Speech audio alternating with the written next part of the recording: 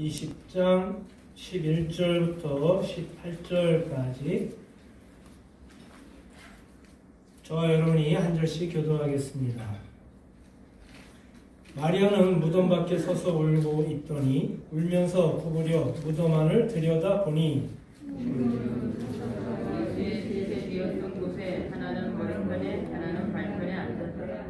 천사들이 이르되 여자여 어찌하여 우느냐 이르되 사람들이 내 주님을 옮겨다가 어디 두었는지 내가 알지 못함이니이다.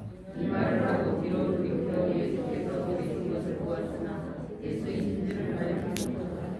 예수께서 이르시되 여자여 어찌하여 울며 누구를 찾느냐 하시니 마리아는 그가 동산지기인 줄 알고 이르되 주여 당신이 옮겼거든 어디 두었는지 내게 이르소서 그리하면 내가 가져가리이다.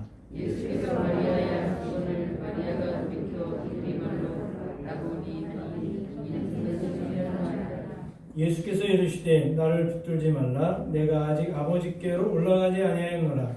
너는 내 형제들에게 가서 이르되 내가 내 아버지 곧 너희 아버지 내 하나님 곧 너희 하나님께로 올라간다 하라 하시니 막달라 마리아가 가서 제자들에게 내가 주를 보았다 하고 또 주께서 자기에게 이렇게 말씀하셨다 이르니라. 아멘. 네, 우리 오늘 허복승 원사님 또 김금승 원사님 이렇게 뵙게 돼서 너무 감사합니다. 마스크 쓰고 계시기 힘드시죠? 숨쉬기 힘들지 않으세요? 힘들어요. 힘드시죠?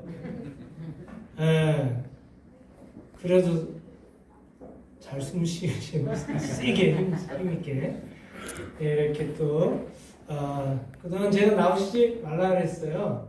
무척 나오시고 싶어 하시는데 아무래도 또 우리는 뭐 코로나가 왔다 갔는지도 모르잖아요. 건강하니까. 근데 이제 권사님들께서는 또 아무래도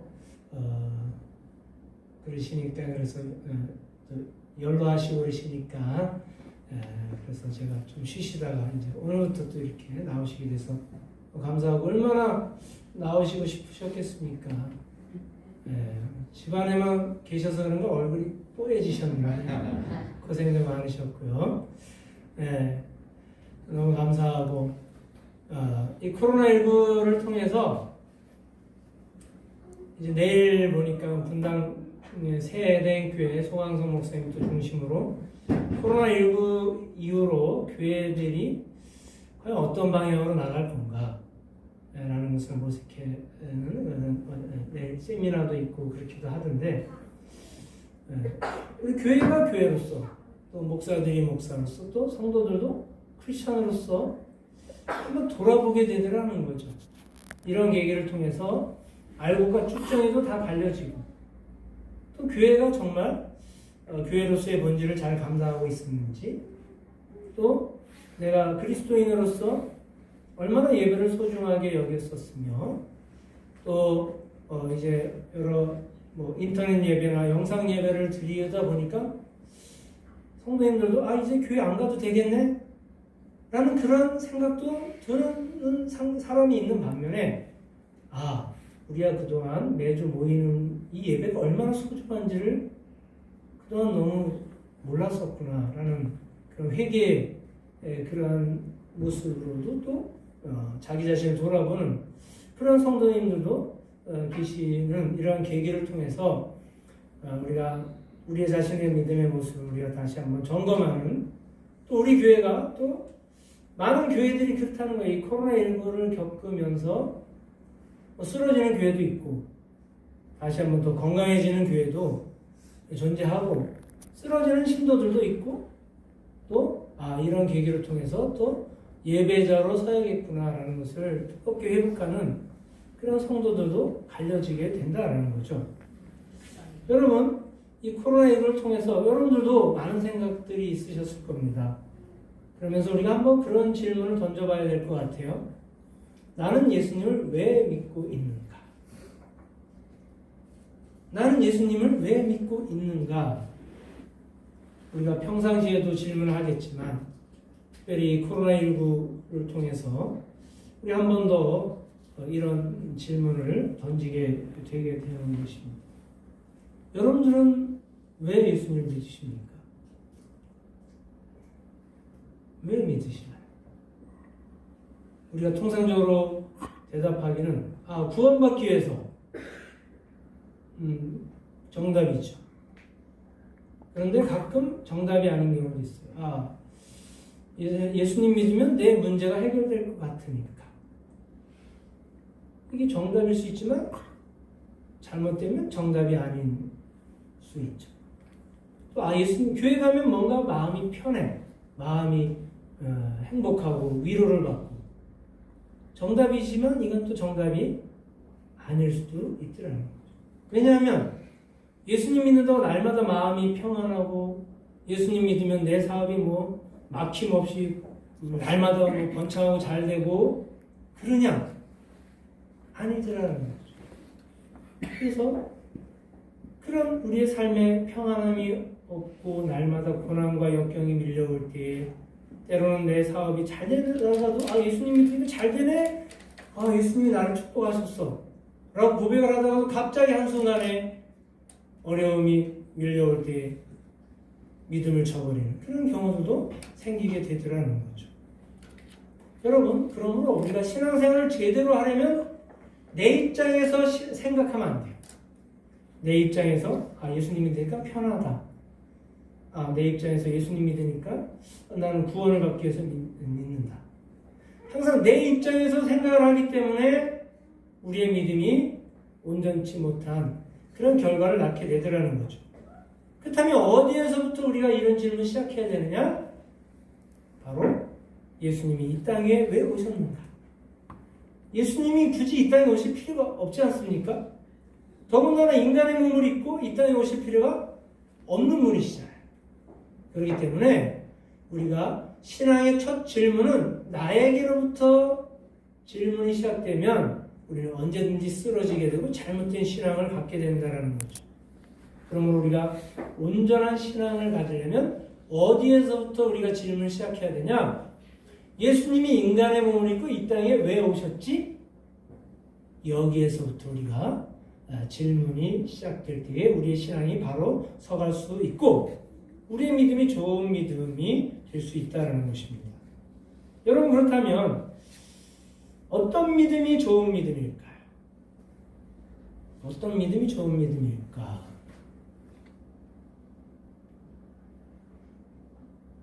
어떤 믿음이 좋은 믿음일까? 여러분 주변에 저분은 정말 온전한 믿음을 갖고 계셔. 그런 분 본 적 있으신가요? 여러분?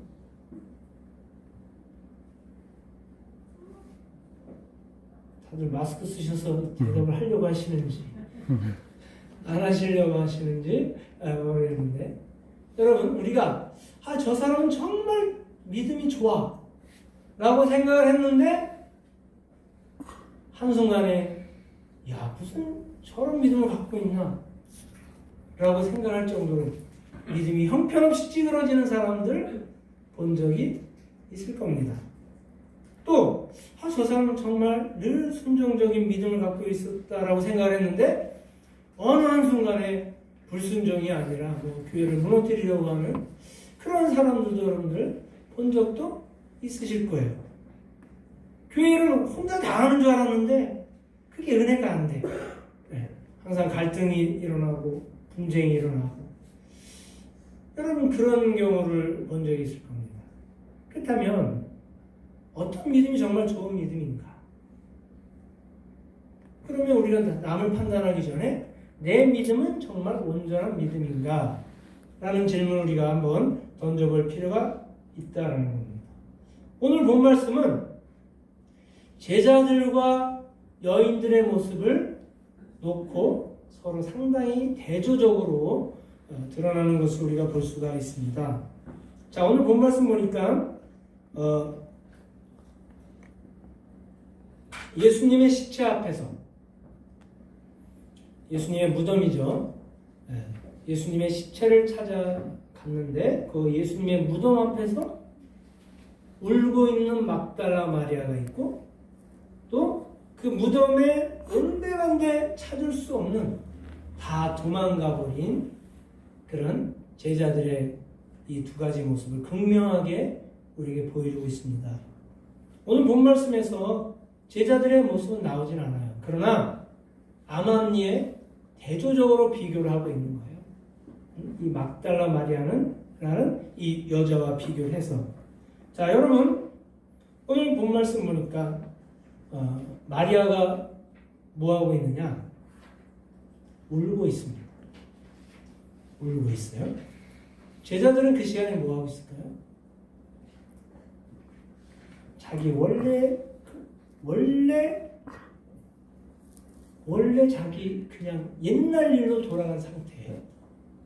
자, 그런 순간에 지금 이 막달라 마리아는 울고 있더라는 거죠. 왜 울고 있을까요? 예수님의 시체가 없어서. 예수님의 시체가 없어. 그쵸?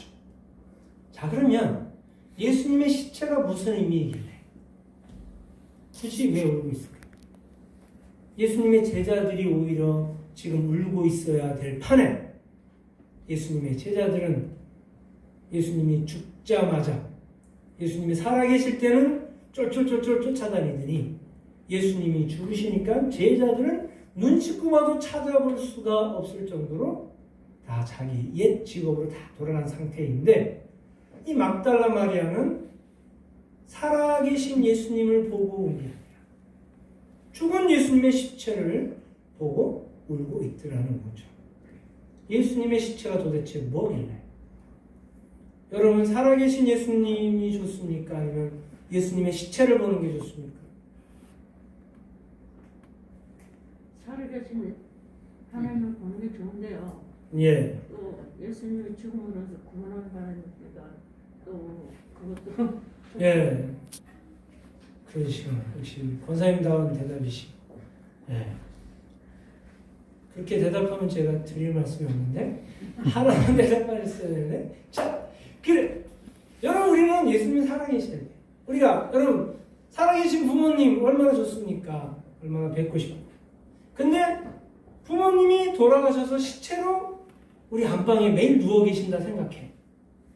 여러분 매일 들어가셔서 그 돌아가신 부모님 시체 보면서 어떤 마음 느끼시겠어요?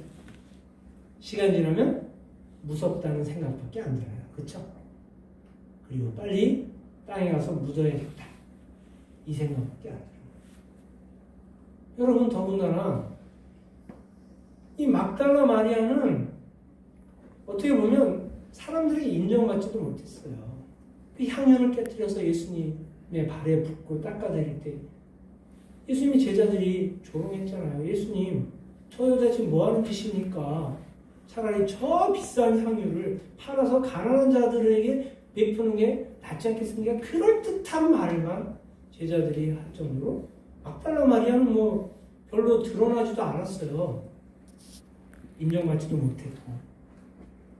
그런 판국에 늘 예수님 곁에 있었던 뭐 큰소리 치던 제자들은 온데간데 없이 사라지고 그 예수님의 시체를 마지막으로 지키는 사람은 누구냐? 막달라 마리아.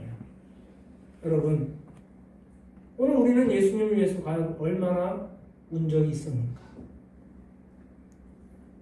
여러분, 예수님 만난 게 너무 반가워서 우리가 울 수 있을 수 있어도 죽은 시체를 보면서 우리가 과연 울 정도로 예수님의 죽은 시체는 희망이 없는 거예요. 소망이 없어요. 더 이상 우리가 뭐 기대할 것도 없는 그런 하나의 시체예요, 시체. 우리에게 아무런 뭐 도움도 안 될 것 같은 그 예수님을 보면서 우리가 과연 얼마나 그동안 울어본 적이 있느냐라는 거죠. 여러분, 우리가 가끔 기도하면서도 울어요. 왜 웁니까? 마음이 답답해서? 인생이 힘들어서? 막달라 마리아는 그런 울음이 아니에요. 그런 울음이 아니더라는 거죠.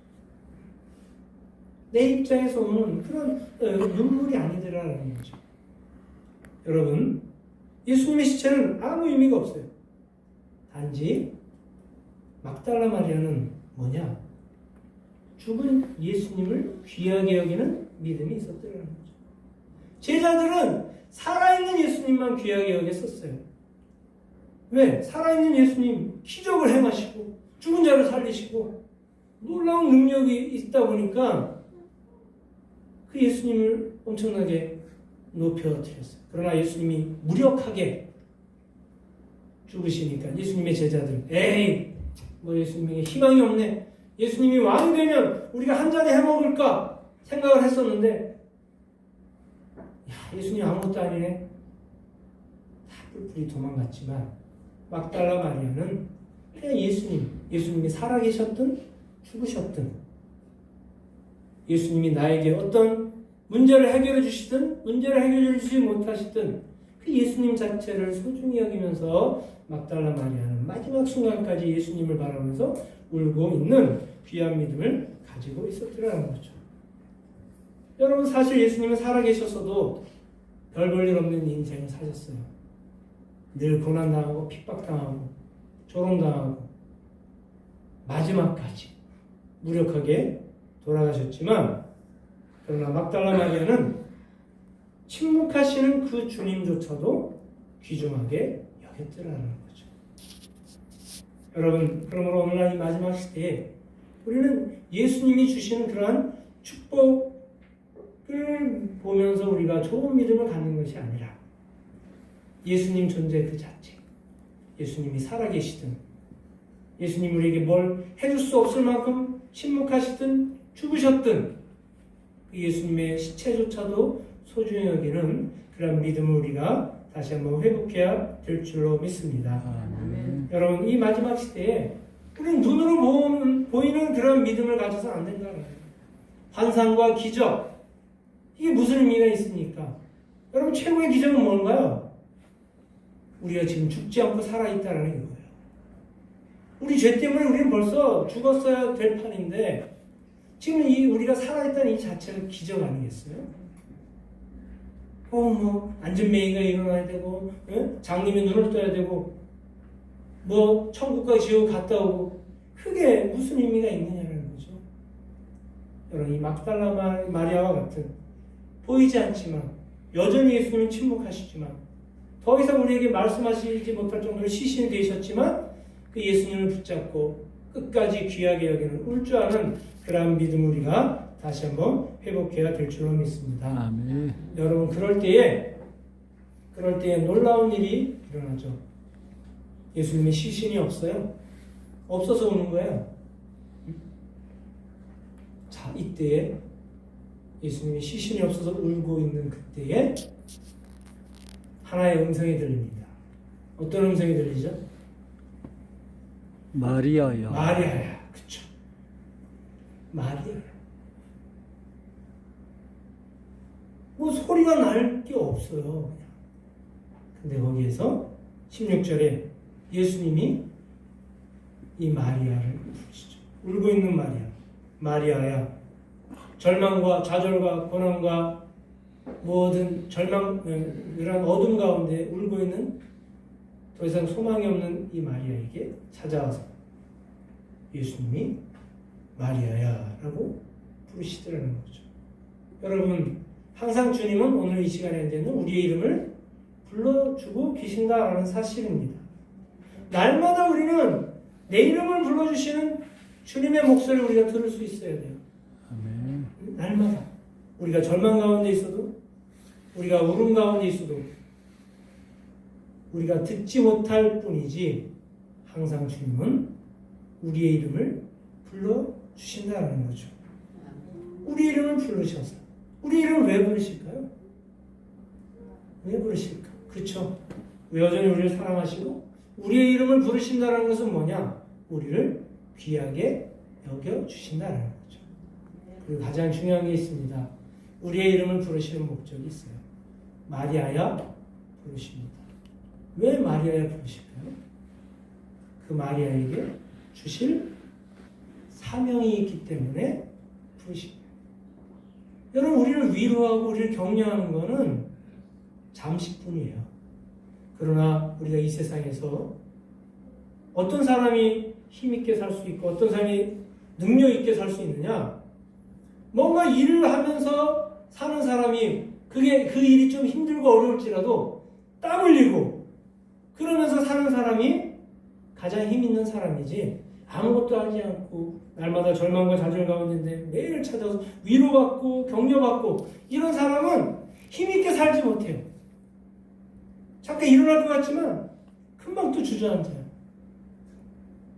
날마다 그 삶이에요. 매일 위로만 받는 삶. 여러분 우리 그리스도인들은 날마다 와서 위로만 받고 은혜만 받고 하나님이 원하시는 삶이 그게 아니라는 거예요. 아멘. 울고 있는 마리아에게 와서 마리아야 너에게 사명이 있다는 거죠. 어떤 사명입니까? 18절에 막달라 마리아가 가서 제자들에게 뭘 해야 됩니까? 내가 주를 보았다. 여러분 오늘날 이게 우리의 사명이에요. 내가 주를 보았다. 제자들에게 주어진 사명. 내가 주를 보았다. 모든 사람들에게 복음을 증거하는 삶, 사명을 감당하는 삶. 이게 하나님께서 우리에게 주신 우리를 부르시는 그 목적이다라는. 매일 뭐 눈물 닦아주고 흘리는 코 닦아주고 그게 우리를 사랑하는 게 아니라는 거죠.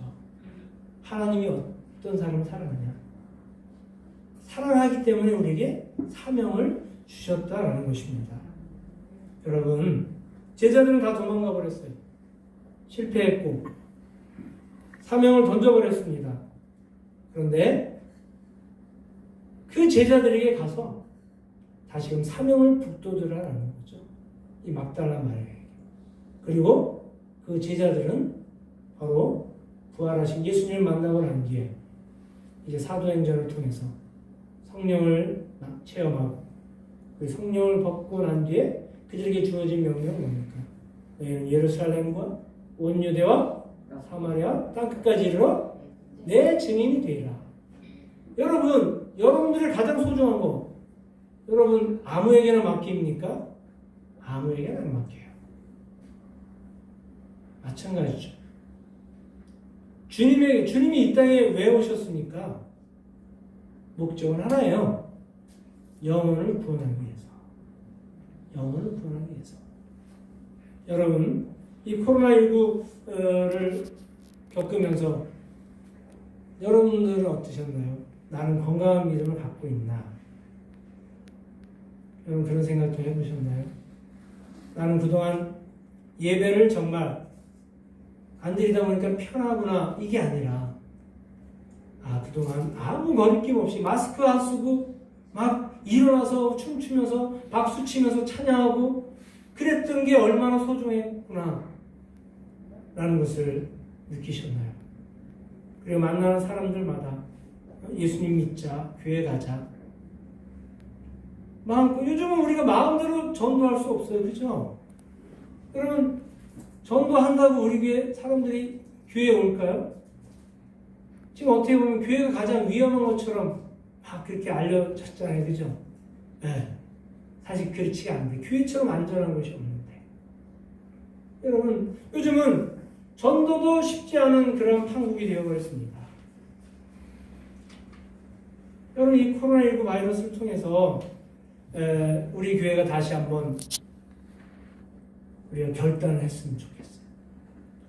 코로나19를 통해서 알곡과 축정이 더 극명하게 나뉘게 되어 있습니다. 네, 나뉘게 되어 있어요. 여러분 어떤 분이 그러셨다며요. 감리교회나 장로교회는 구원이 없으니까 얼른 나오라고. 네, 이 코로나19 이 잠깐 있는 그 시간에 우리 교회에서도 그런 일들이 있었어요. 감리교회는 구원이 없다는 거예요. 그러니까 장로님도 얼른 새생명교회에서 나오라. 네. 여러분 마지막 시대에는 이렇게 되어버릴 수밖에 없다는 거죠. 여러분 믿음이 다 갈리게 돼 있어요. 알곡과 축정이 갈려지게 돼 있어요. 그 결국은 어디에서 결정 지어지느냐? 하나님의 말씀을 제대로 아냐 모르느냐? 이거라는 거죠. 여러분 예수님 우리에게 복음을 주신 거예요. 복음을 왜 주셨습니까? 많이 아는 게 중요한 게 아니라 제대로 알라는 거예요. 여호와의 증인, 신천지, 성경 성경 엄청 가르칩니다, 여러분. 웬만한 정통 교회에 그리스도인들은 그 사람들하고 얘기해서 성경적으로 이길 만한 사람이 어떻게 보면 많지 않아요. 근데 문제는 뭐냐? 그들은 멸망으로 가는 사람들이요. 왜? 이 복음을 많이 알긴 아는데 잘못 알기 때문에. 여러분, 그러므로 이 마지막 시대에 우리 교회를 다시금 든든히 세울 수 있는 방법은 말씀밖에 없는 거예요. 네. 여러분, 성경 열심히 읽으셔서 너무 감사하고, 네. 이제 여러분 그 읽으신 터이에 이제 또 이제 성경 공부도 우리 시작을 할 거고, 또 그 말씀을 근거로 우리가 기도할 때 그 기도가 더 권세 있고 능력이 있고 하나님의 심정을 알고 기도하기 때문에 하나님의 심정이 성경에 다 기록되어 있지 않습니까? 그렇기 때문에 우리가 더 능력 있는 기도, 뭐 환상을 바라보고, 뭐 귀신을 바라보고, 뭐 양주에 무슨 덕정사랑교회 그 김영환 목사라는 사람이 있잖아요. 그 지옥에 갔다 왔다는 거예요. 지옥에 갔다 와서 여자 목사 둘을 두고 거기를 통해서 루시퍼 악마가 지옥에서 지금 말을 한다는 거예요. 근데 그 여자 목사 하나는 이게 아니다 싶어서 나왔고 지금 한 여자 목사가 거기서 쓰임을 받고 있더만요. 그 여자 목사가 뭐 귀신 소리 막 내는 거예요. 루시퍼가 거기서 지금 거기 지옥에 있는 사람들 많아요. 그러니까 그 지옥에 있는 그 누구를 통해서 이 루시퍼 악마가 이 여자 목사를 통해서 이렇게 근데 이게 이 영매라고 하네요. 영적으로 매개체라고 하는지. 여러분 이 마지막 시대에 그런 이상한 그대로 흘러가는 경우들이 많다는 거죠. 그럼 뭐냐? 성경을 많이 알아도 제대로 모르기 때문에 이런 현상들이 일어난다는 것입니다. 그러면 여러분 이 마지막 시대에 우리가 사명을 감당하는 사람들이 돼야 돼요. 여러분 나는 일주일에 교회에 한번 나가서 예배 드린다. 이거는 천국에 갔을 때 하나님 보실 때 평가를 한다면 1부터 100이라면 1밖에 안 돼요. 1밖에 안 돼요. 여러분 나는 일주일에 주일에 한번 교회 가서 성경책 펴고 예배 드리고 아무것도 안 하고 아니라는 거예요. 여러분 우리가 100까지 가는 100에 가장 소중하게 여기는 건 뭐냐? 복음을 전하는 삶, 영혼을 구원하는 삶. 이 마지막 시대에 이단 사이비 종파만이 아니라 엉뚱한 것으로 흘러가는 영혼들이 많은 이 마지막 시대에 정말 우리 교회가 이제 갈린다는 거죠. 시대학자들은 이 코로나19를 통해서 교회들이 극명하게 갈린다는 거예요. 건강한 교회는 더 건강해지고 약한 교회는 사라질 수도 있다는 그런 얘기들 하는 거예요. 그건 큰 교회 작은 교회 상관없어요. 교인 수가 많고 적고가 상관이 없어요.